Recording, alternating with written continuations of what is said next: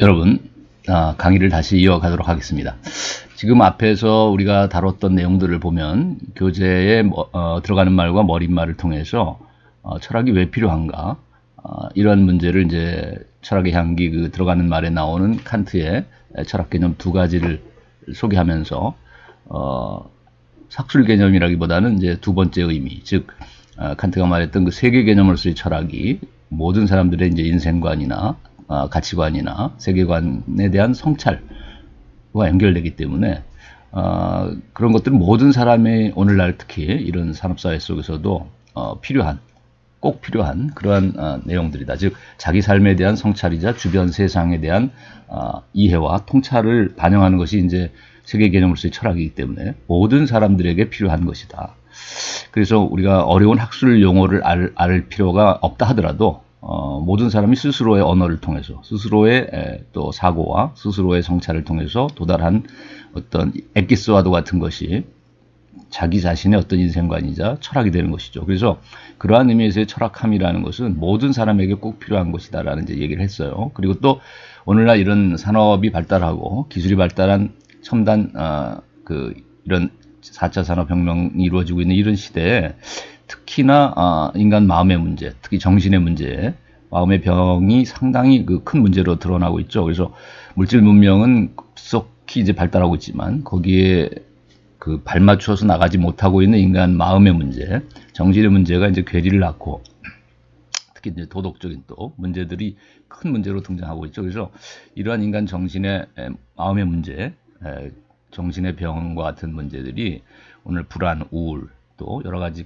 장애들, 인격장애, 성격장애들을 우리가 그런 갖는 사람들을 많이 보게 되는데 또 본인들 다 한 사람마다 저를 포함해서 여러분 모두도 적어도 하나 정도의 마음의 병을 가지고 있다고 생각해요. 어떤 우울이라든지 불안이라든지 강박이라든지 또 어떤 두려움에 대한 어떤 것에 대해서 두려워하는 시험에 대한 두려움도 있겠고 또 취업에 관한 두려움도 있겠고 그죠? 여러 가지 이런 또 공황장애라든지 이런 강박장애라든지 공포심 이런 것들은 누구나 어느 정도는 가지고 있다고 보기 때문에 이런 마음의 문제가 이제 오늘날 산업사회 속에서 특히 더 대두되게 되는데 이것과 관련해서 이제 이것이 배경이 돼서 오늘 철학 상담이나 철학 치유가 이제 중요한 것을 떠오른다고 얘기했죠. 그래서 이제 이 시간에는 앞에서 했던 그 교재의 내용들을 조금 더 심화해서 좀 더 정리를 해나가는 추가 보충적인 내용들을 가지고 여러분에게 소개하려고 합니다. 그래서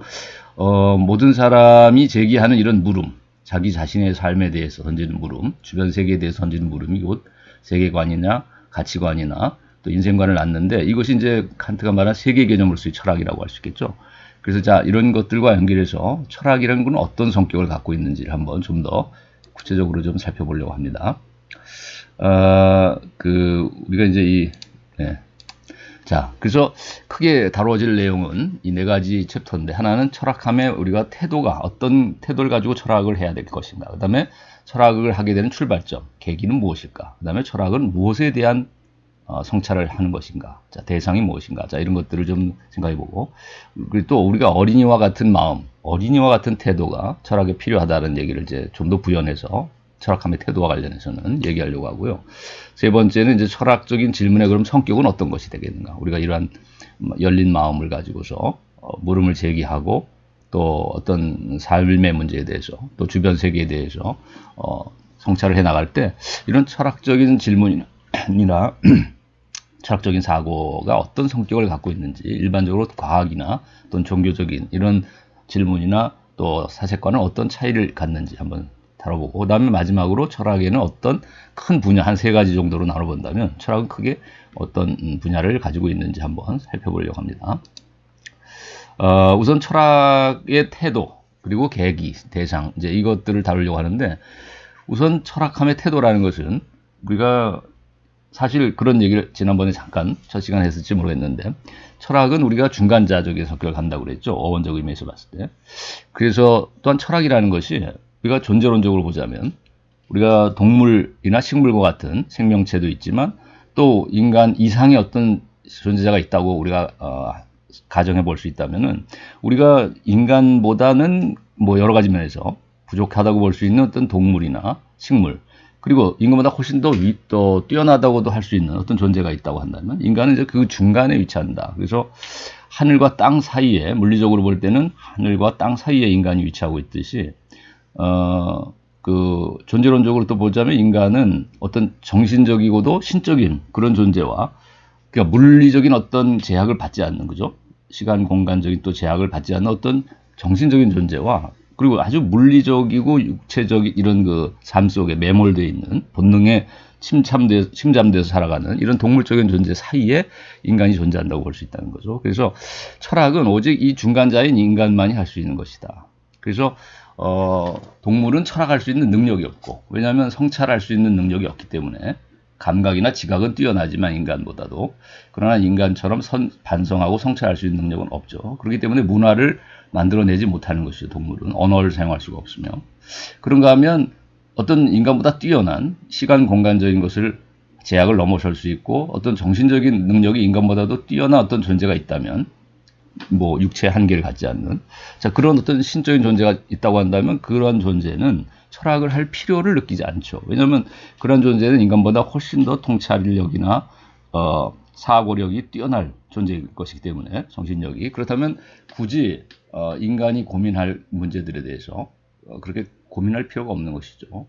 꿰뚫어 볼 수 있는 능력을 가지고 있고, 지혜를, 인간보다 뛰어난 지혜를 가지고 있을 것이기 때문에 우리가 지혜를 사랑한다고 하는 어원적 의미를 갖는 이 철학을 굳이 할 필요는 없다. 왜냐하면 지혜 그 자체를 이미 가지고 있고 소유하기 때문에, 그런 뛰어난 존재라고 한다면.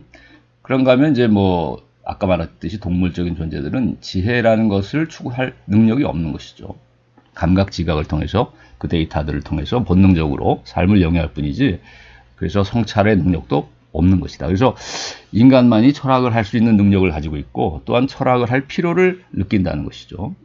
그래서 이러한 철학을 하는 인간은 어떤 태도를 가지고 있어야 되냐면, 중간자로서 항상 겸손한 태도, 그러면서도 또 동물적으로 이렇게 물리적인 삶, 이런 육체적인 삶에 갇혀서 살아서는 안 되기 때문에 나태해지거나 또 그 자기 삶에 자만하고 있어서는 안 되겠죠. 그래서 겸손한 태도와 함께 좀 더 뛰어난 지혜를 추구해 나가는 이런 인간은 아직 완전한 지혜에 도달하지 못했다고 하는 자각을 통해서 겸손함을 갖춰야 되고, 태도가 또한 동물적으로 나태함에, 안일함에, 본능적인 것에 그저 탐닉하면서 살아가는 그런 나태함과 어떤 자만에 빠져서는 안 되기 때문에, 또한 이런 그 제약을 넘어설 수 있는 어떤 용기, 자, 본능을 뛰어넘을 수 있는 어떤 용기도 필요할 것이다. 그래서 이러한 태도는 우리가 어른들보다는, 왜냐면 어른들은 상당히 오히려 자만을 하고 살거나, 그래서 어떻게 보면 아주 이기적이고 자기 삶의 어떤 그 중독, 뭐 어떤 알코올 중독, 마약 중독, 또 도박 중독, 이렇게 어떤 본능적이고도 어떤 감각적인 삶에 거기에 어떤 탐욕적으로 거기에 만족하면서 살아가는 어른들이 있는가 하면, 또 아주 자포자기하면서 인생을 허무하게 보내는 이런 사람들이 많이 있다고 볼 수 있어요. 그래서 그런 어른들의 태도보다는 어린아이의 태도가 이제 필요하다. 철학하는 데는 어린아이는 열린 마음을 갖기 때문에 항상 자기가 알지 못하는 것에 대해서 알고 싶어하는, 그래서 겸손하고 자기가 다 알지 못한다는 걸 알기 때문에 어린아이는 겸손하죠. 그리고 또 용기 있게 질문을 하죠. 뭐 자만하지 않아요, 그죠?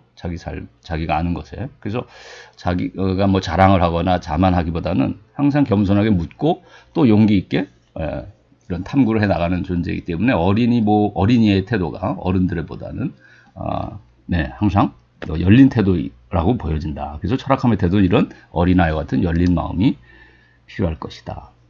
자, 그럼 철학함을 출발을 시키는 어떤 계기는 뭘까? 자, 철학함은 어떤 출발점을 갖는가 하면은, 우리가 정서적으로 우리가 접근한다면, 우리가 고대인들은 놀라움, 경이라고 하죠. 한자 말로는, 우리말로 하면 놀라움인데, 자연에 대해서, 이 거대한 우주와 또 이 자연에 대해서, 또 주변의 삶에 대해서 놀라움을 갖게 됐다는 거죠. 고대인들은. 어떤 사람이 뭐 자기가 친한 사람의 또 죽음을 맞게 되면 인간 삶의 의미에 대해서 굉장히 또 놀라게 되죠. 내가 살아간다는 게 당연하다고 생각했는데 내 친한 친구가 또는 우리 가족이 그 임종하는 것을 보면서 놀라움을 느끼게 된단 말이죠. 그죠? 산다는 게 뭐지? 또 죽음은 어떤 의미를 갖는 건가? 죽음 이후에 어떤 세계가 있을까? 뭐 이런 것들에 대한 두려움이나 놀라움을 갖게 되는데, 자, 그래서 우리가 이 놀라움, 경이로움이라는 것이 또 이 무한한 우주에 대해서 경의를 가졌기 때문에 철학을 하게 됐다는 거예요, 고대인들은. 그 다음에 이제 우리가 중세를 넘어서서 우리가 근대인들의 특징은 데카르트나 이런 베이컨 같은 근대 철학자들의 특징을 보면 의심에서부터 출발한다. 그 출발점. 왜냐하면 고대인이나 중세인들이 가지고 있었던 세계관이나 가치관에 대해서 의심을 하게 됐죠. 근대인들은. 그래서 새로운 출발점을 자기 스스로 마련하려고 했어요. 그래서 데카르트도 모든 학문의 출발점, 철학의 출발점을 이제 성찰이라는 책을 통해서 모든 것을 의심한 후에 도달하는 나는 생각한다, 고로 존재한다라고 하는 이런 명제에 도달하게 되는데, 이것은 이제 자기 철학의 출발점이자 모든 학문의 토대로 다시 새롭게 놓으려고 했죠. 자, 이런 것들을 토대를 지우기 위해서는 이제 그 이전의 모든 전통을 이제 의심하는 것에서 출발했죠. 그래서 이걸 방법적인 회의라고 했는데, 의심을 위한 의심이 아니라 어떤 확실한 것에 도달하기 위한 토대를 찾기 위한 방법적인 의심의 절차다. 그래서 방법적인 의심이라고 그러죠. 방법적 회의라고 하고, 베이컨도 우상론이라는 네 가지 우상을 타파하자라는 우상론을 제기하면서 새롭게 어떤 귀납이라는 방법을 통해서 학문의 기초를 놓으려고 했다는 점에서 경험론자나 이런 합리론자나 어떻게 보면 다 근대인들의 특징은 뭐냐면 전통을 의심하고 토대를 새롭게 놓으려고 하는, 자, 이런 출발점을 거기서 찾으려고 했다는 점에서 고대인들은 경의에서 출발했다고 한다면, 세상에 대해서 놀라움을 통해서 철학을 하려고 했다면, 근대인들은 그동안에 쌓아왔던 모든 지식이나 상식이나 고정관념에 대한 의심을 통해서 출발하려고 했다. 근대적인 철학의 출발점을. 그런가 하면 이제 현대인들은 뭐냐면 이제 불안이라고 할 수 있다. 정조가. 출발점의 계기가. 왜냐하면 고대인들이 쌓아왔던 것들에 대해서 이제 허물고 새롭게 출발점을 놨던 것이 근대 과학이고 근대 기술 문명인데, 과학 문명인데, 이게 2차 세계대전을 겪게 됐죠. 현대인들의 이제 그러니까 현대라는 것을 나누는 기점이, 근대로부터 현대가 갈라지는 그 기점이 1900년 이 언저리라는 것은 1차, 2차 세계대전을 겪는 시기죠. 근데 이 세계대전이라는 것은 근대가 새롭게 놓았던 기초, 데카르트의 어떤 수학적 방법, 연역론, 그 다음에 뭐 경험론자인 베컨이 놓았던 귀납적 방법, 자, 이런 것들이 관찰과 측정이라는 이런 과학기술 문명을 만들어냈는데, 근대를 특징 짓는. 근데 이 근대의 최정점에 도달한 것이 뭐냐면 전쟁 무기의 양산이죠. 뭐 비행기, 미사일, 오늘날도 사용하고 있는 뭐 이런 통신, 뭐 정보 통신, 그다음에 뭐 그죠, TV 뭐 이런 등등, 우리가 텔레그램 전화 뭐 등등, 텔레폰, 자, 이런 모든 것들의 발달이랑 또 운송수단, 자동차, 탱크, 뭐 잠수함, 그죠? 자, 우리가 이런 것들의 발달이라는 것이 결국 과학기술 문명을 통해서 보여지는 이 근대의 특징인데, 이런 것들의 그 어떤 한계를 노출한 것이 1, 2차 세계대전이죠. 1, 2차 세계대전은 이 과학기술의 총화인 전쟁 무기, 미사일이라든지, 인터넷도 사실은 전쟁 목적으로 만드는 거잖아요. 인터넷이 정보를 얻기 위해서 그래서 우리가 이런 그 전쟁 무기의 양산이라는 것으로 귀결되는데, 과학기술 문명의 근대의 끝자락에서 보면 그것이 결국 인류와 지구를 파괴하는, 우주를 파괴해 나가는 오염과 파괴를 가져오는 이런 전쟁, 거대한 전쟁이죠. 그래서 인류의 3분의 1이 목숨을 잃었는데, 자, 이런 상황을 보게 되면서 어떤 아이러니한 역설을 느끼고 모순을 느낀 것이 이제 현대인들이죠, 이제. 그래서 현대는 실존 철학과 같은, 철학자들은 이제 불안, 공포, 자, 염려, 근심, 자, 이런 것들이 결국 출발점에서 놓여진 어떤 정서다. 그 현대 철학에.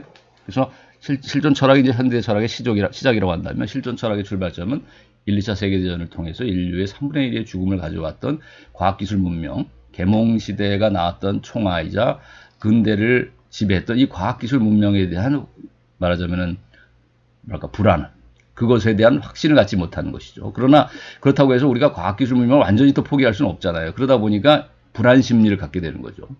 여기에 의지하고 살아갈 수밖에 없잖아요. 사람들은. 근대 이후의 현대인들은, 모던한 사람들은 어쩔 수 없어요. 그죠? 그 과학기술을 부정하고 살 수는 없어요. 그러나 그거에 기대해서 그것을 또 도구로서 쓰고 또 거기에 적응해서 살지만은 항상 두려움을 갖게 되는 것이죠. 또 어떤 불안함을 느끼게 된단 말이죠. 그래서 현대인의 출발점은 이제 뭐냐면 불안 심리로부터 철학을 하게 됐다고 볼 수 있다. 자, 그러면 우리가 이제 이런 정도로 얘기를 하고, 그 다음에 그럼 철학함의 대상은 어떤 것이냐. 우리가 다시 한번 정리해 보자면, 고대인들은 이제 놀라움이라는 어떤 계기를 통해서 철학을 하게 됐다. 근데 무엇에 대해서 놀랐냐면, 일단은 주변에 이 광대한 우주죠, 그죠?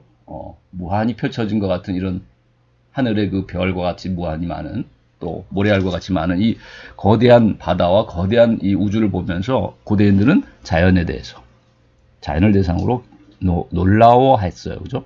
그것이 자연 철학이라고 하는 고대 철학의 출발점이죠.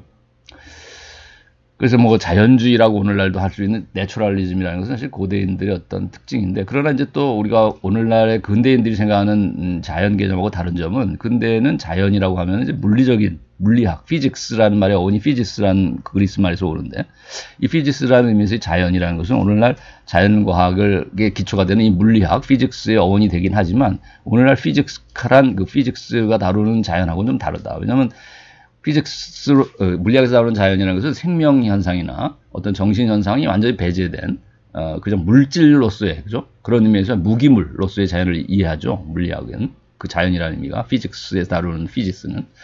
그러나 이제 그 고대인들의 경우는 이 자연이라는 개념 안에 그 어머니 대자연과 같이 생명의 근원이자 또 어떤 물활론이라고 그러죠. 힐로조이즘이라는 말도 쓰고 애니미즘이라는 말도 쓰는데, 이런 그 아니마, 정신 또는 영혼이 깃들여져 있는 자연, 또 생명이 깃들여져 있는 자연이었죠. 그래서 어떤 물질적인 현상만이 아니라 어떤 생명 현상, 더 나아가서는 정신적 현상까지를 다 포함한 것이 이제 자연 개념이었다, 고대인들은. 그래서 그런 자연에 대해서 놀라워했죠.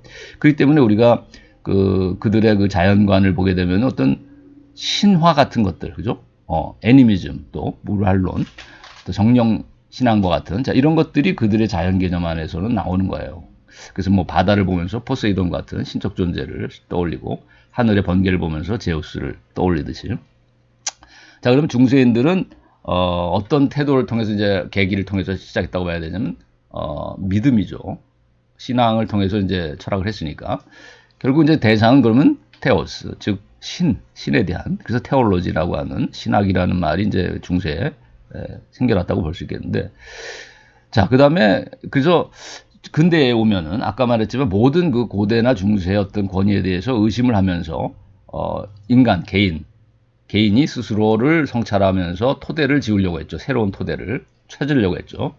데카르트 같은 사람은 이제 수학적 방법을 통해서, 연역을 통해서, 또 우리가 베이컨 같은 경험론자는 이제 귀납을 통해서, 그죠? 그래서 경험론적인 관찰이나, 그 다음에 이성론자들의 어떤 이런 수학적인, 논리적인, 자, 이런 증명 방식, 자, 이런 것들이 결국 근대인들은 어떤 확실한 것에 도달하기 위한 한 방법이라고 생각했고, 그것이 과학을 낳은 것이죠. 과학적 방법을, 관찰과 측정이라고 하는. 그래서 오늘날 이제 컴퓨터 같은 것들이 이제 만들어지게 되는 거 아니겠어요? 그러면, 자, 이런 근대인들에게 있어 중요한 대상은 그럼 뭐냐? 물론 자연에 대한 연구를 하긴 하지만, 그것들이 사실은 개인의 어떤 이런 이성적인 능력, 인간의 이성적 능력, 또 인간의 어떤 관찰 능력, 이걸 통한 어떤 데이터 수집과 연결돼서 자연을 보게 되는 거니까, 결국은 이제 어떤 인식론적인 관심이 또 새롭게 등장하게 되는 거고, 자연보다는 인간 안에 대한, 인간의 능력에 대한 성찰이 이제 깊어지게 되는 것이죠. 근대가 오게 되면. 그래서 외부적인 자연에 대한 관심이 이제 내부적인 인간 안으로 들어오게 되면서, 자연에 대한 이해라는 것도 결국 내가 자연을 어떻게 이해하는가에 대한 원리, 내가 어떤 인식의 원리를 가지고 자연을 바라보는가, 이런 것이 이제 인식론이라는 것에 관심을 갖게 됐다, 철학이. 그래서 근대에 오면 이제 인식론이 발달한다고 그러죠. 고대에는 어떤 자연에 관한 존재론이 발달했다고 한다면, 중세에는 이제 신론이자 신학이 발달했고, 그죠. 자, 현대 와서는 근데 뭐냐. 자, 이런, 불안 심리에서 출발했다 그러죠. 그거는 이제 고대로부터 쭉 중세, 근대를 거쳐 내려왔던 토대들, 자연에 대한 어떤 확신, 신에 대한 믿음, 또 인간 자신에 대한 어떤 긍지, 인간의 능력에 대한 어떤 신뢰, 자, 이것이 이제 모든 의심을 극복한, 기초에는 이런 고대적인 자연, 중세적인 신, 근대적인 인간에 대한 확신이나 그 토대적인 믿음이 있었는데, 자, 이런 것들이 다 허물어진 시기가 언제냐면 이제 1, 2차 세계대전을 통한 현대라는 것이죠. 1900년대 이후. 자, 그러면 현대인들은 결국 불안한 심리, 절망이라는 어떤 정조를 가지고 철학을 하게 되는데, 그 대상은 그럼 뭐게 되겠느냐? 고대인들이 확신을 했던 자연도 아니고, 중세인들이 믿었던 신도 아니고, 그 현대인들의 관심은 근대인들이 또 자신했던, 또 믿었던 인간 자기 자신에 대한 믿음도 이제는 거의 흔들리게 됐다는 거죠. 불안과 절망 속에서. 그래서 인간이 인간을 신뢰하지 못하게 되는 것이 현대인들은, 그죠. 그러다 보니까 그 허무주의라고 하죠. 니힐리즘이라고 영어에서는 그죠? 니힐리즘. 니힐이라는 말이 이제 그리스 말로 무라는 뜻이죠. nothing. 결국 nothing. 현대인들의 관심은 근본 관심은 사실은 없어요. 왜냐하면 믿을 게 없다는 거죠. 그래서 우리가 상대주의적이고 또 허무주의적인 것이 이제 현대의 어떤 소피스틱한 현대 오늘날 포스트모던한 철학자들의 특징이 이런 상대주의와 어떤 허무주의적인 요소들을 상당히 많이 가지고 있게 된다. 근대인들은 에고센트릭하고 그죠? 에고이즘이나 그리고 또 과학기술의 이런 인간이 인간의 능력이죠. 사실 과학기술이라는 것이 인간의 관찰 능력이자 측정 능력을 통해서 만들어지는 거기 때문에 이 세계를 바라보는 태도가 결국 이제 세계를 인간의 관측에 의해서 설명할 수 있다고 자신했기 때문에 근대인들은 세계는 메카니컬한 것으로 이해했단 말이죠. 기계적이고 피지컬한 자연을. 그러니까 아까 말한 고대인들이 생각했던 살아있는 영혼이 깃든 자연이 아니라 메카니컬한 자연을 이해한 것이 이제 근대의 기계적 세계관을 낳은 것이죠. 세계관으로 보자면. 고대의 어떤 물활론적 세계관이 아니라 중세 어떤 신비주의적 세계관이 아니라 근대에는 기계적 세계관이 특징적인 세계관이죠.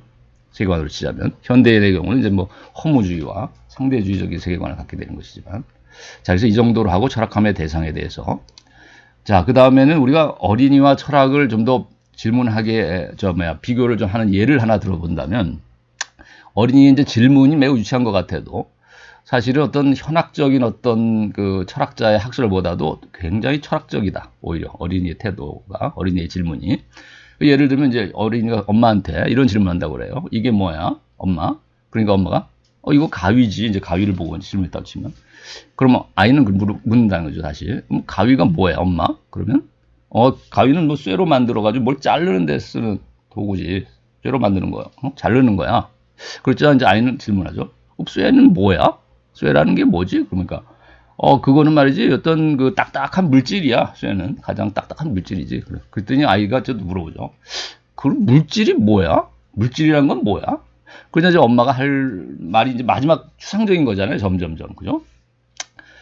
가위, 쇠, 그다음에 쇠보다 더 추상적인 게 물질이잖아. 그럼 물질을 설명하려니까 이제 좀 더 추상적인 것과 대비시켜서 그거는 말이지 물질이라는 것은 보이는 어떤 그 존재인데 보이지 않는 어떤 마음하고는 달라서 어떤 색깔도 있고 뭐 형태라든지 뭐 크기도 우리가 잴 수도 있고 측정도 할 수 있는 뭐 그런 어떤 그런 존재야. 물질이라는 것은 보이지 않는 게 아니고 보이는 어떤 것이지. 그러니까 이제 아이가 그러지 엄마 그러면 보이지 않는다는 그 마음은 또 뭐야? 세상에 어떻게 보이는 것만 있는 게 아니라 보이지 않는 것도 있는 건가? 그래서 보이지 않고 또 크기도 잴 수 없고 뭐 색깔도 없고 형태도 없고 그런 게 있는 거야? 그런 건 없는 것이 아니야? 보이는 것과 보이지 않는 것 그런 것들 중에서 뭐가 더 중요한 거야 그럼? 무엇이 더 근본이라고 할 수 있을까? 무엇이 더 중요할까? 물질이 더 중요한 거야? 정신이 더 중요한 거야? 보이지 않는 게 더 중요한 거야?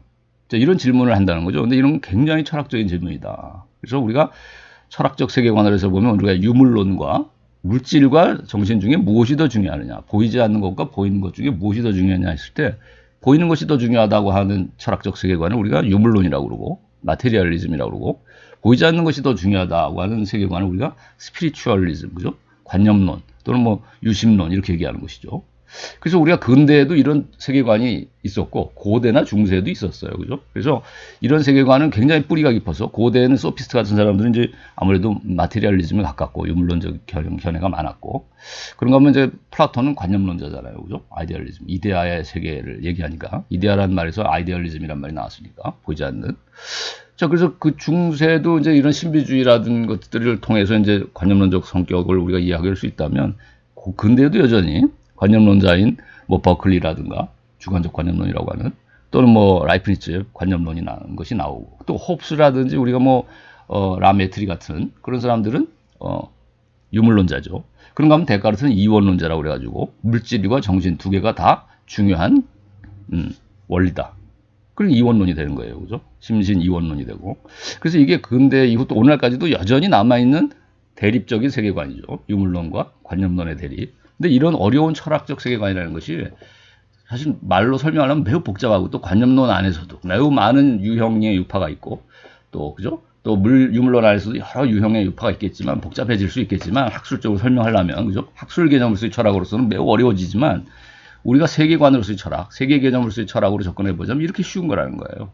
아까 어린이의 질문, 엄마 보이지 않는 것과 보이는 것 중에 뭐가 더 중요해? 자, 이런 어린이의 질문에서 어려운 세계관이 나오는 것이다. 유물론과 관념론이라는. 그래서 이게 만물의 근원과 세계의 구조에 대한 형이상학적 세계관이라는 것이 유물론 관념론의 대립이 이렇게 어린아이의 쉬운 질문에서 사실은 싹 튼 것이라고 볼 수 있겠다. 열린 마음을 가진 어린이의 질문에서도. 그다음에 또 어린 질문 하나를 또 예를 들면 엄마 나 어디서 왔어? 사춘기쯤 돼가지고 점점 아이가 이제 철이 들 때, 그죠? 또는 말을 할 때쯤만 해도 그런 얘기를 할 것 같아. 4-5살만 돼도 엄마 나 어디서 왔어? 이렇게 이제 질문한다. 그럼 엄마가 엄마 뱃속에서 나왔어. 그러죠. 엄마는 그러면 그러면 엄마는 어디서 나왔어? 그러면 엄마는 할머니 뱃속에서 나왔지. 할머니는 할머니는 할머니 고조 증조 할아버지 뭐 쭉 하다가 결국 증조 할머니 고조 할머니 어디서 나왔어? 뭐 당군 할아버지와 뭐 그죠? 뭐 웅녀 사이에서 그러면 당군 웅녀는 또 어디서 나왔어? 자, 이렇게 자꾸 질문하게 돼 보면 이제 환인에게서 나오고 환인은 또 자, 이렇게 계속 질문이 나온다는 것이죠. 그래서 우리가 이런 것들이 이제 사실은 뭐냐면은 그 근본적인 형이상학적 질문이다. 우리가 이런 거를 이제 뭐 어려운 용어로는 제1의 원인이라고도 하고 그래서 스피노자 같은 사람은 이걸 자기 원이라고 또 얘기하죠. 왜냐하면 모든 것들은 어떤 원인에 의해서 조건적인 결과지만 이 최초의 원인만큼은 그걸 우리가 뭐 신적인 존재라고 하든 또 유물론자는 그것을 뭐 어떤 근본적인 어떤 근본적인 물질 제1의 진료다 뭐 이렇게 얘기할지 모르겠지만 이런 최고의 원리, 제1의 원인 자체는 다른 것으로부터 조건 지어질 수 없죠. 다른 것으로부터 왔다고 말할 수 없죠. 그렇기 때문에 원인이 자기 바깥에는 없는 것이죠. 이제 더 이상 제1의 원인은 유물론자든 관념론자든 말하자면 그죠. 근본이 무엇이라고 하든 그 근본은 더 이상 자기 바깥에서 찾을 수 없는 것이죠. 이유를. 그렇다면 결국 원인은 자기 안에서 찾을 수밖에 없기 때문에 그것을 셀프 코즈, 카우자 수이라는 라틴 말로서 표현한 거예요. 스피노자 같은 철학자가. 그래서 이게 매우 어려운 용어인데 매우 난해한 학술 용어지만 사실 이게 어린이의 질문에서 온 거다. 엄마 나 어디서 왔어? 해서 출발해가지고 결국 꼭대기까지 가다 보니까 마지막 대답, 환희는 어디서 왔어? 라고 했을 때 당군 신화를 통해서도 답을 줄 수 없다. 자, 엄마는 더 이상 대답을 못하죠. 환희 어디서 왔는지는. 그것이 이제 환희는 자기 스스로 있는 자다. 이렇게밖에 얘기 못한다는 것이죠. 스스로에서 왔다고밖에. 그래서 자기 원인이란 말이 나오고 제1의 원이란 말이 나오고 뭐 아리스토텔레스 같은 철학자는 부동의 원동자다 이런 표현을 쓴다는 거예요. 이 제1의 원인은 곧 신인데 신은 부동의 원동자다. 그 얘기는 뭐냐면 자기는 움직이지 않으면서 다른 모든 것들을 움직이게 하는 자기는 다른 원인을 갖고 있지 않으면서 다른 모든 것들의 원인을 제공하는 원인이 되는 자. 그것을 이제 부동의 원동자다. 이렇게도 얘기했다. 자, 이것이 뭐 토마스 아퀴나스 같은 중세 신학자는 이제 이것을 뭐 우주론적인 신의 존재 증명이다. 이렇게도 얘기한다는 거예요. 자, 그래서 이런 것들이 이제 어떤 이율배반적인 어떤 인간의 사고의 한계를 드러내게 된다. 그래서 칸트 같은 사람이 이제 이율배반이라는 말을 썼는데, 우주론적인 안티노미, 이율배반이라고 하죠. 우주론적인. 그래서 우주에 관한 이제 이율배반 중에 하나가 이런 그 제1의 원인과 관련해서도 우리가 성찰하게 되면 어떤 이율배반에 빠진다는 거예요. 왜냐하면 우리가 제1의 원인, 즉 더 이상의 원인이 없는 최초의 원인을 인정하게 되면은 인과율이 이제 무너진다. 왜냐하면 인과율이라는 것은 모든 것은 선행하는 원인에 의해서 조건적인 결과다라는 게 인과율인데 이 법칙이 깨지게 되는 것이죠. 최초의 원인만큼은 더 이상의 원인이 없다 이렇게 얘기해야 되니까 원인이 없는 결과를 얘기해야 되니까 그거는 인과율이 적용될 수 없죠. 그래서 이제 이 인과율의 예외를 인정해야 되는 어떤 모순적인 상황에 처하게 되고 그런가 하면 또 우리가 제1의 원인을 부정하게 되면 어떻게 되냐면 무한소급으로 가게 되는 거예요. 그죠? 모든 것의 원인이 어디 있는지를 말을 할 수 없는 설명이 불가능한 단계에 도달하죠. 계속 밀려나가면 제1의 원인을 설정하지 않고 계속 밀려나가게 되면 결국 어디서 왔는지를 모르게 되는 거죠. 무한히 소급하다 보면 어디까지 가는지를 알 수 없잖아요. 그러면 이거는 설명력이 없게 되는 것이죠. 어디서 왔는지를 모르겠다는 뜻이기 때문에. 근데 이렇게 모르겠다라는 것이 과학적 설명일 수 없기 때문에 이것도 역시 이제 불합리한 것이죠. 그러니까 무한소급은 불합리하다라는 것이 그리스인들의 어떤 합리적인 사고에서 볼 때 무한소급은 그래서 인정하지 않았어요. 그죠? 무한소급이라는 것은 이제 설명할 수 없다는 뜻인데 이것은 불합리한 것이라는 거예요. 무엇인가를 가지고 설명을 해야지. 원인을 가지고서. 그래서 이것도 사실 인과율을 철저히 적용해 봤을 때는 원인을 설명 못하는 상황에 도달하는 것인가 인과율이 여기서도 뭐 의미가 없게 돼버리는 것이죠. 그러니까 두 가지 다 인과율이 의미 없는 상황으로 도달하게 되는 그런 이율배반에 빠지는 것이죠. 근데 인과이율이라는 것은 가장 근본적인 과학적 설명의 원리거든요. 그죠? 모든 과학적 설명이라는 것은 어떤 원인을 가지고 설명한단 말이죠. 어떤 법칙을 가지고 설명하고. 근데 모든 원인이나 법칙이 깨지는 순간이 뭐냐면 이런 제1의 원인에 관한 우리의 성찰에 도달했을 때다. 그게 사실 어린아이의 이 어려운 철학이 사실은 이율배반이니 뭐 모순이니 뭐 무한소급이니 자 이런 어려운 용어들 제1의 원인이니 자기 원인이니 자 이런 것들이 사실 어디서 왔냐면 어린아이의 유치한 질문 엄마 나 어디서 왔어 해서 온 거다는 거죠. 그걸 끝까지 밀고 갔을 때 그 질문을 거기에 도달하는 문제점이라는 거죠. 인간 사고의 한계다. 자, 그래서 철학적 물음의 이제 특징을 우리가 살펴보면은 칸트는 그런 말을 했어요. 순수형편이라는 책의 서문에서 철학적 물음은 우리가 피할 수가 없는 것이다. 왜 철학적 물음을 피할 수 없냐면 인간이 알려는 본성을 갖기 때문에, 즉 인간은 이성을 가지고 있기 때문에 이 이성으로부터 제기되는 이런 질문이 곧 철학적 질문이기 때문에 아까 나는 어디서 왔어에 대한 계속된 질문, 그죠? 이것도 피할 수 없는 질문이라는 거예요. 우리가 사춘기 때 피할 수 없잖아. 나는 어디서 왔을까? 그리고 어디로 가는 걸까? 이런 질문을 피할 수 없잖아요. 그죠? 나이 들어서도 마찬가지예요. 그죠? 사춘기나 오춘기가 돼서도 나는 이제 어디로 가는 걸까? 나는 어디서 왔을까? 이런 질문을 계속 하게 되는 거예요, 인간은. 인간은 알려는 본성이 있기 때문에 우리 과학적으로는 증명해서 밝혀줄 수 없어도 질문을 하게 된다는 거예요. 인간 이성으로부터. 피할 수 없는 질문이다. 그래서 철학적인 이런 형이상학적 질문이라는 것은 피할 수가 없다 그랬고, 그 다음에 그리고 또 이런 철학적 질문이라는 것은 대답을 할 수가 없다. 우리가 아까 어린이가 나 어디서 왔어 엄마? 자 여기 대답할 수 없고 우리가 보이지 않는 것과 보이는 것 어느 게 더 중요한 거에 대해서 쉽게 답을 할 수만은 또 없다는 점에서 우리가 두 가지 입장이 대립을 하고 있듯이 관념론과 유물론이 우리가 쉽게 대답할 수가 또 없다는 거예요. 왜냐하면은 이러한 이 근본적인 질문에 대해서는 그 답이 인간의 어떤 유한한 능력을 초월해서 얘기돼야 된다는 거죠. 그러니까 인간이 완벽한 정신 능력을 가진 존재만은 아니기 때문에 인간은 유한한 육체를 가지고 있고 시간 공간에 제약된 이런 한계 안에서 사고를 할 수밖에 없으니까 인간의 정신은 정말 완전 자유로 정신이라고 할 수 없죠. 신적인 존재라면 정말 완전히 자유로운 정신이겠지만 인간은 육체적 제약, 시간과 공간의 제약을 갖고 생각할 수밖에 없는 정신이잖아요. 그러다 보니까 이 한계 때문에 완전히 답을 할 수 없는 거예요. 우리가 우주의 시초까지 넘어가서 시간 공간을 초월해서 우주의 시작을 얘기할 수가 없다는 거예요. 그래서 우리가 이 우주론에 대해서 근본적인 질문을 던지게 되면 제1의 원인에 대해서 설명하게 되면 이제 빅뱅 가설도 마찬가지고 근본적인 답을 줄 수가 없는 거예요. 그죠? 그건 하나의 가설이죠. 그죠? 왜냐하면 빅뱅은 그럼 어디서 왔어라고 또 질문을 할 수 있잖아요. 그죠? 그럼 계속 소급해 가든가 무한소급에 빠지거나 아니면 아니야 빅뱅이야말로 제1의 원인이냐 이렇게 설명하게 되면 하나의 독단이죠. 그죠? 원인은 더 이상 없는 하나의 원인을 또 설명할 수 없는 하나의 이야기를 해야 되는 거니까 빅뱅이라는 거죠. 그 무한한 에너지에 의해서 폭발이 이루어졌다고 하지만 무한한 에너지가 어디서 왔는지를 설명 안 하고 넘어가야 되는 거잖아요. 그죠? 제1의 원인이라고 해버리면. 자, 그래서 인간의 능력은 이런 빅뱅 가설을 통해서도 결국은 우주의 시초를 정확하게 설명할 수가 없는 것이죠. 자, 그래서 우리가 이런 철학의 특징이라는 것, 철학적인 질문과 이런 문제의 성격이라는 것은 고정된 정답이 없죠. 왜냐하면 근본적인 질문들은 쉽게 답을 할 수 없기 때문에. 그래서 항상 어떤 대립한 입장들이 공존할 수 있는 것이 철학적인 질문이다. 그래서 결론보다 대답이 중요한 것이라기보다는 그 과정이 더 중요하고, 그래서 이제 우리가 철학자, 칸트는 이런 얘기를 했다는 거예요. 자기는 철학 교수였지만 나는 철학을 가르칠 수 있는 사람이 아니고, 오직 철학하는 과정, 철학함이라고 하죠. 독일 말로는.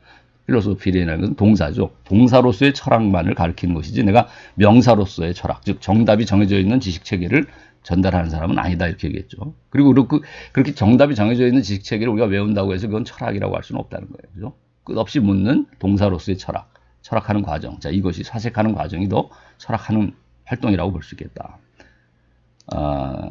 그래서 이제 학술적인 철학보다는 세계 개념으로서의 철학이 그래서 더 중요하다고 볼 수 있겠어요. 자, 우리가 이제 일상에서의 철학의 예를 하나 들면 이제 어린아이의 예를 몇 개 들었는데 이번에는 이제 일상적으로 자, 이달 세금이 얼마야? 라는 질문은 일상적인 질문이죠. 그럼 철학적 질문은 어떻게 다르냐, 일상적 질문과. 그래서 이제 이달 세금에 대해서 이제 엄마가 이렇게 질문하니까 아빠가 이번 달을 보니까 전기세가 12만 원이고 난방비가 20만 원이고 전화료가 20만 원이나 나왔네. 그러자 이제 엄마가 왜 이렇게 많이 나왔어요? 이제 이거는 경제학적인 어떤 경제적 관심에서 이루어진 질문이라고 봐야죠. 요금이 왜 이렇게 많이 나왔냐는 질문은. 그러면서 이제 엄마 아빠가 막 싸우니까 아이가 그런다는 거예요. 엄마 아빠 왜 세금을 내야 되는데 왜 싸워? 세금을 안 내면 되는데 왜 세금을 내야 돼? 이러자, 야, 그건 인만 납세의 의무라는 4대 국민의 의무가 있기 때문이야. 그러자 이제 아이가 물어보는 거죠. 엄마, 아빠, 의무가 뭔데? 의무라는 게 뭐야? 이거는 이제 상당히 어려운 질문이죠. 의무라는 것은 이거 도덕적인 개념이기도 하고 법적인 개념이기도 한데, 이걸 이 의무라는 것이 어떤 의미를 갖고 그것의 근거가 뭐냐에 대한 질문을 던진다면 이것은 철학적인 질문이고 윤리적인 질문이죠. 그래서 이제 엄마 아빠가 그러죠. 의무라는 건 그건 마땅히 해야 하는 거야. 사람이 다 해야 되는 거야. 당연히 해야 되는 거. 그럼 그 마땅히가 뭐고 당연히가 뭔데? 왜 사람은 그렇게 당연히 뭔가를 해야 돼? 왜 우리 강아지는 세금도 안 내도 되고 저 날아가는 새도 보니까 뭐 세금도 안 내도 되는데 왜 또 우리가 뭐 저기 신적인 존재도 뭐 세금을 안 내잖아. 왜 신도 아니고 동물도 아닌 우리 인간들한테만 뭔가를 해야만 하는 이 의무가 있어? 자, 이런 질문은 형이상학적인 질문이라는 것이죠. 자, 이제 어린아이의 이런, 그러니까 세금이 얼마 나왔어라는 일상적인 이 경제적인 질문에서부터 출발해서 그 근거를 물어보는 거죠. 세금을 내야 된다라는 그 납세 의무의 근거를 묻게 되니까 의무라는 게 그건 뭐고 왜 사람은 의무라는 것이 4대 의무라는 것을 우리가 대표적으로 있는데 이런 인간에게는 왜 교육의 의무라든지 납세 의무라든지 국방의 자 의무 자 이런 의무가 왜 있냐는 것이죠. 자 이런 질문에까지 도달하게 되면 그것은 철학적이고 형이상학적 질문이다. 자 그러면 우리가 일상적인 질문과 철학적 질문의 차이는 뭐냐? 자 상식적인 질문은 표면적이고 어떤 문자적이고 표면적인 그죠? 자 그런 수준에서의 질문이라고 볼 수 있다면 철학은 그것의 근거를 다시 또 되묻는다는 것이죠, 그죠? 그래서 철학은 일상적인 질문이나 상식적인 질문의 전제라든지 근거, 토대, 또 그것들이 가지고 있는 밑바닥의 이해, 선이해를 다시 되묻고 있다. 그래서 일상적인 대화가 1차적인 어떤 표면적인 질문과 대답으로 구성되는 데 반해서 철학은 상식의 그 전제나 배후, 일상적인 이런 질문과 답의 전제, 그리고 그 근거를 묻는, 그러니까 엄마 아빠가 막 서로 왜 이렇게 많이 나왔어 하면서 세금이 맨 나왔냐면서 싸우는 이 근거가 뭐냐면 세금을 내야 된다는 전제를 가지고 있는 거거든. 세금을 안 내면 싸울 일이 없잖아요. 근데 세금을 왜 내야 할까? 왜 의무라는 게 있어서, 납세 의무라는 건 왜 있어서 우리가 내야 할까? 자, 이런 질문들의 토대를 서로 묻고 싸우는, 대답하는 이 대화의 토대를 묻게 되는 것이니까 어린이가 이런 상식의 전제나 배후를 묻는 질문을 우리가 메타적인 질문이라고 하고, 자, 이런 질문에 대한 또 답을 추구해 나가는 것은 근원적인 것이다. 그 다음에 이제 수면 밑으로 우리가 깊이 내려갈수록 시야의 폭이 또 넓어지잖아요. 잠수함이 그래서 저 밑에서부터 위에 있는 큰 군함들을 다, 그죠? 조준해가지고, 함포를, 미사일을 발사할 수 있는 것처럼. 또, 저 높이 올라가는 새가, 그죠? 높이 나는 새가 저 멀리까지를 내려다 보잖아요. 저 산 너머까지를. 자, 이런 것처럼 일상적인 물음과 논의의 전제들을 되묻는 철학적인 물음은 그 지평이 지엽적인 개인의 어떤 그 일상적인, 관심의 뭐 세금이 얼마야, 뭐 통신료가 얼마고, 뭐 전기료가 10만 원이고 20만 원이나 나왔냐, 이러면서 싸우는 이런 지엽적인 관심으로부터 넘어서서 도대체 왜 신도 아니고 동물도 아닌 인간만 의무가 있어요? 뭐 이런 질문. 매우 대단하게 넓은, 그죠? 포괄적인, 전체적인 스케일이죠. 이게 존재론적으로 보면 매우 큰 스케일을 가지고 있는 거잖아요. 그죠? 정말 끝도 없이 넓은 스케일을 가지고 질문하는 거죠. 동물도 아니고 신도 아닌 인간만 왜 의무를 가지고 있어요? 왜 뭔가를 해야 돼? 자, 이런 질문은 존재자 전체와 소급되는 이런 전체적인 연관을 갖는 그런 지혜에 도달할 수 있는 질문이라는 거죠.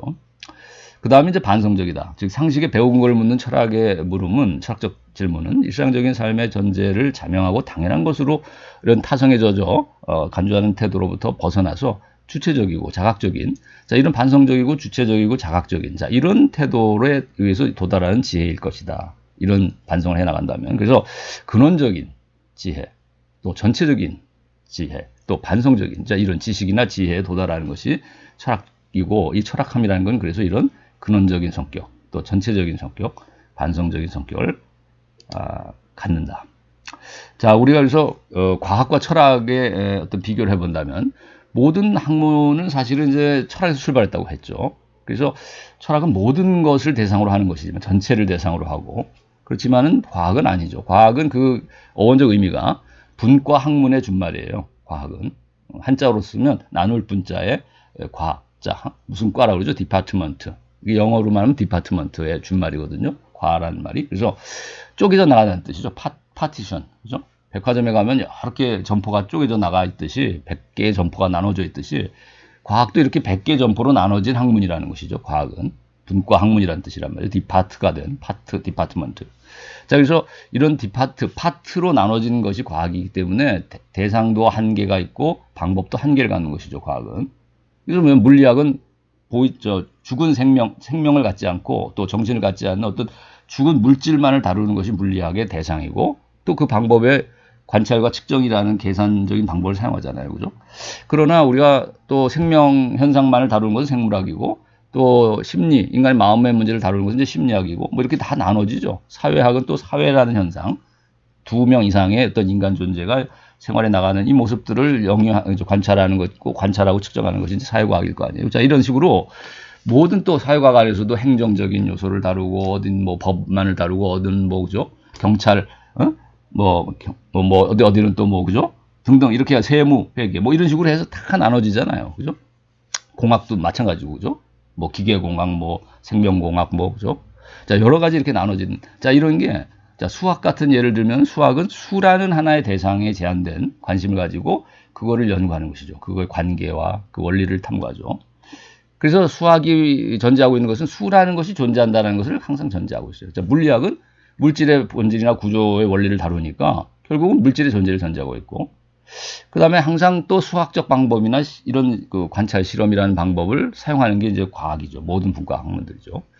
그래서 이런 식으로 모든 어떤 한정된 대상의 존재를 전제하고 있는데 반해서 철학은 이런 한정된 특정한 대상이나 경계를 지워가지고 한정해서 다루는 것이 아니죠. 또 방법도 마찬가지다. 방법도 수학적 방법이나 실험적 방법만을 과학은 사용하지만 그 열려 있는 것이죠. 철학은 어떤 방법도 제한되어 있지 않아요. 그죠? 꼭 수학적으로 계산만을 해서 철학하는 것은 아니고 관찰과 실험만을 해가지고 철학을 하는 것은 아니란 말이죠.